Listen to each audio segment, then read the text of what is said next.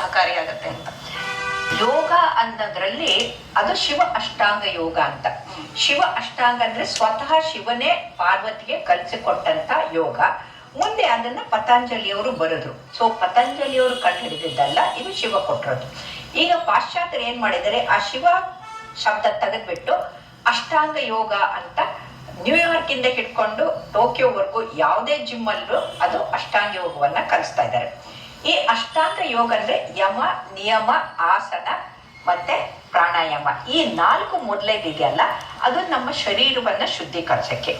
ಯಮ ಅಂದ್ರೆ moral code of conduct. ನಿಯಮ ಅಂತಂದ್ರೆ ವ್ಯವಸ್ಥಿತವಾಗಿ ನಾವು ಡಿಸಿಪ್ಲಿನ್ ಲೈಫ್ ನ ಲೀಡ್ ಮಾಡೋದು. ಯೋಗ ಅಂತಂದ್ರೆ ಆಸನಗಳು ಮಾಡೋದನ್ನ ನೀವು ನೋಡಿದ್ದೀರಿ. ಪ್ರಾಣಾಯಾಮ ಅಂದ್ರೆ ಬ್ರೀದಿಂಗು ಎಕ್ಸರ್ಸೈಸ್ ಮಾಡೋದು. ಯಾಕಂದ್ರೆ ನಮ್ಮ ಪ್ರಾಣಕ್ಕೆ ಪ್ರಾಣವಾಯು ಬಹಳ ಮುಖ್ಯ ಬೇಕು. ಪ್ರಾಣವಾಯು ಅಂದ್ರೆ ಆಕ್ಸಿಜನ್ ಅಲ್ಲ, ಆಕ್ಸಿಜನ್ಗಿಂತಲೂ ಮೇಲೆ. ಆಕ್ಸಿಜನ್ ಬರೀ ಇದು ಒಂದು ಭಾಗ ಅಷ್ಟೇ. ಈ ಪ್ರಾಣಾಯಾಮ ಮಾಡಿದಾಗ ನಮ್ಮ ಚೈತನ್ಯ ಹೆಚ್ಚಾಗತ್ತೆ. ಅದರ ನಂತರ ಅದು ಪ್ರತ್ಯಾಹಾರ, ಆಮೇಲೆ ಧ್ಯಾನ, ಸಮಾಧಿ ಅಂತ ಹಾಗೆ ಬರುತ್ತೆ. ಸೊ ಅಲ್ಲಿ ಪ್ರತ್ಯಾಹಾರದಲ್ಲಿ ನಮಗೇನು ಅಟ್ರಾಕ್ಷನ್ಗಳಿದೆಯಲ್ಲ, ಆ ಅಟ್ರಾಕ್ಷನ್ಗಳಿಂದ ದೂರ ಇರೋದು.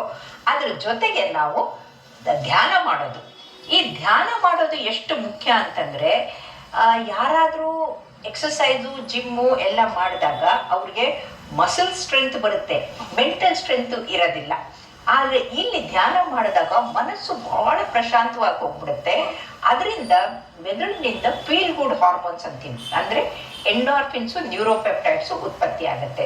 ಈ endorphins, neuropeptides they have a good effect on the heart. ಹೃದಯದ ಮಿಡಿತ ಬಹಳ ಚೆನ್ನಾಗಾಗತ್ತೆ. ಹಾಗಾಗಿ ನೀವು ಯೋಗಿಗಳನ್ನ ಇವ್ರನ್ನ ನೋಡಿರ್ಬೋದು, ಅವ್ರ ಹಾರ್ಟ್ ರೇಟ್ನು ಕಡಿಮೆ ಮಾಡ್ಕೊಳ್ತಾರೆ. 100-150 ವರ್ಷದವರೆಗೂ ಬದುಕದಿದ್ದೆ ಅವರು ಧ್ಯಾನ ಮಾಡ್ತಾ ಇರೋದ್ರಿಂದ, ತಪಸ್ ಮಾಡ್ತಾ ಇದ್ರು.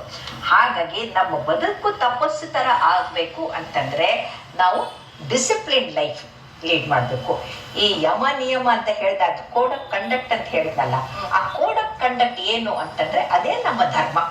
ಏನಂದ್ರೆ ಸತ್ಯವನ್ನ ನುಡಿಯೋದು.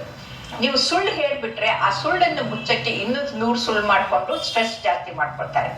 ಅಹಿಂಸೆ ಯಾರಿಗೂ ಮನಸ್ಸಿಗೆ, ಶರೀರಕ್ಕೆ ನೋವು ಮಾಡದೇ ಇರೋದು. ಆದ್ರೆ ಇವತ್ತು ಎಲ್ಲಿ ನೋಡದೆಲ್ಲ ಹಿಂಸಾಚಾರ. ಬರೀ ಕಲ್ ತೂರಾಟ ಒಂದೇ ಅಲ್ಲ, ರಸ್ತೆಯಲ್ಲಿ ಯಾರೋ ಬಂದು ಹೊಡೆದ್ರು ಅಂದ್ರೆ ಅವ್ರನ್ನ ಹೊಡಿಯಕ್ ಹೋಗೋದು. ಏನೋ ತಾವು ದೊಡ್ಡ ಹೀರೋಗಳು ಅಂತಾರೆ. ಹೀರೋಗಳೇ ಸಾಯ್ತಾ ಇರ್ಬೇಕಾದ್ರೆ ನೀವ್ ಯಾವ ಮೂಲೆ ಅಲ್ವಾ? 3ನೇದು ಅಸ್ಥೇಯ. ಅಸ್ಥೇಯ ಅಂದ್ರೆ ಇನ್ನೊಬ್ಬರ ಹಣಕ್ಕೆ ಕೈ ಚಾಚದೆ ಇರೋದು, ಲಂಚ ತಗೊಳ್ದೇ ಇರೋದು, ಭ್ರಷ್ಟಾಚಾರ ಮಾಡ್ತಾ ಇರೋದು. ಇವತ್ತು ಎಲ್ಲರೂ ಭ್ರಷ್ಟರಾಗಿರೋದ್ರಿಂದ ಎಲ್ಲಿ ಇಡಿ ಬರುತ್ತೋ, ಎಲ್ಲಿ ಇದು ಬರುತ್ತೋ ಅನ್ನೋದ್ರಲ್ಲಿ ಅದಕ್ಕೆ ಹೃದಯಾಘಾತ ಆಗಿ ಎದೆ ನೋವಂತ ಆಸ್ಪತ್ರೆಗೆ ಬಂದಾಗ್ಬಿಟ್ಟಾಗ್ತಾರೆ. ನೆಕ್ಸ್ಟ್ ಶೌಚ. ಶೌಚ ಅಂದ್ರೆ ಶುಚಿತ್ವ. ಶರೀರ ಮತ್ತು ಮನಸ್ಸು ಎರಡನ್ನೂ ಶುಚಿಯಾಗಿ ಇಟ್ಕೊಂಡ್ಬಿಟ್ರೆ ನಿಮ್ಗೆ ಕಾಯಿಲೆಗಳೇ ಬರೋದಿಲ್ಲ. ನಿಮ್ಗೆ ಕಾಯಿಲೆ ಬರದೆ ಶರೀರ ಶುಚಿಯಾಗಿಲ್ದೇ ಇರೋದ್ರಿಂದ, ಇಲ್ಲ ಮನಸ್ಸು ಶುಚಿಯಾಗಿಲ್ದೇ ಇರೋದ್ರಿಂದ. ಅದಕ್ಕೆ ನಾನೇನ್ ಹೇಳ್ತೇನೆ ಅಂದ್ರೆ, ಆಧುನಿಕ ಅರಿವು ಷಡ್ವರ್ಗಗಳು ಅಂದ್ರೆ ಮನಸ್ಸನ್ನು ಕೆಡಿಸುವಂತ ಸಿಟ್ಟು, ಸೊಕ್ಕು, ಸೇಡು, ಈ 3ಅನ್ನ ನಿಯಂತ್ರಣದಲ್ಲಿ ಇಟ್ಕೊಳ್ಬೇಕು. ಆದ್ರೆ ನೀವೇನ್ ಮಾಡ್ತೀರಿ, ಸಿಟ್ಟು, ಸೊಕ್ಕು, ಸೇಡು ತೋರಿಸುವ ಸೀರಿಯಲ್ನೇ ಕೂತ್ಕೊಂಡು ನೋಡ್ತೀರಿ, ರಕ್ಷಾ ಮಾಡೋ ಇಂಟರ್ವ್ಯೂನ್ನ ನೋಡೋದಿಲ್ಲ. ಸೊ ಹಾಗಾಗಿ ನೀವು ತಪ್ಪು ಮಾಡಿದ್ರೆ ನಾವೇನ್ ಮಾಡಕ್ಕಾಗ್ತೀವಿ? ಯಾವ್ದಕ್ಕಂದ್ರೆ ಜಂಕ್ ಫುಡ್.